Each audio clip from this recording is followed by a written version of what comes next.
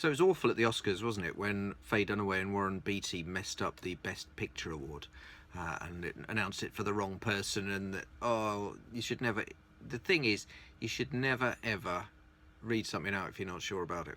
Anyway, 3 years ago, just under 2014, I was hosting the Good Funeral Awards at Bournville in Birmingham, where the chocolate comes from. And this is a real awards show. It's part of a 3-day event called the Ideal Death Show, and it's for people in the funeral industry.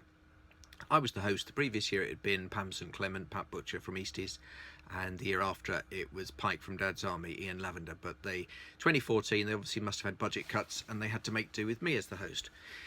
So it was all going quite well. They weren't laughing that much, but hey, there were people in the funeral industry, and I wasn't exactly dying on stage, but I wasn't, you know, doing too well. But it was all right, and I was getting paid. 3 awards in, nightmare moment. It was Best New Funeral Celebrant. We'd had Gravedigger of the Year and Crematorium Assistant of the Year. They'd gone fine. Best New Funeral Celebrant just got back to her seat with her trophy when she announced it was the wrong trophy. Now, the trophies were about the same size as an Oscar, but they were the Egyptian god Anubis, who's, I'm sure you'll know, is the god of the afterlife. It's one of those dog-headed creatures that you see in pyramids with pharaohs and stuff. And her Anubis had a little silver disc down the bottom, and it said Lifetime Achievement in the Funeral Industry, and not Best New Funeral Celebrant, because the person handing out the awards had just been picking them up off the table, handing anything out. They hadn't read the little discs that said what they were. So we then had to do a bit of a swap shop, and Crematorium Assistant and Gravedigger of the Year all got swapped round. Everyone was right, and from then we carried on.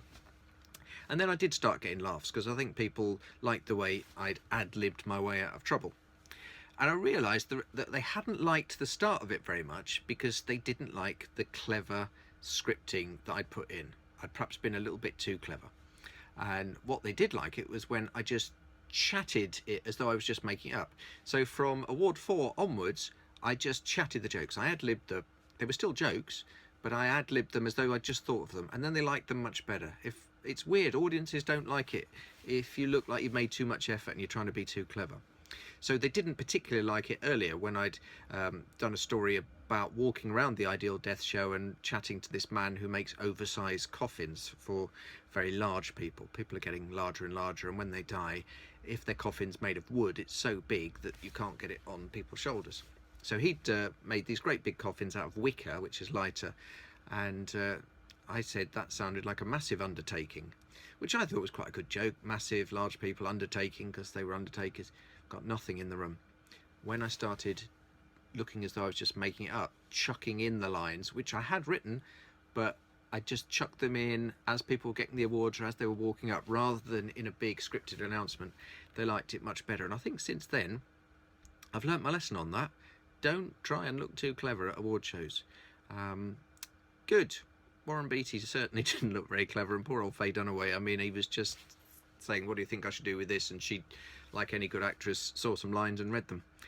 Good, right, I need to crack on, but I hope that's been useful. I've got another story about award shows, but you know what, I'll do it another week, because I think keep these videos short. Okay.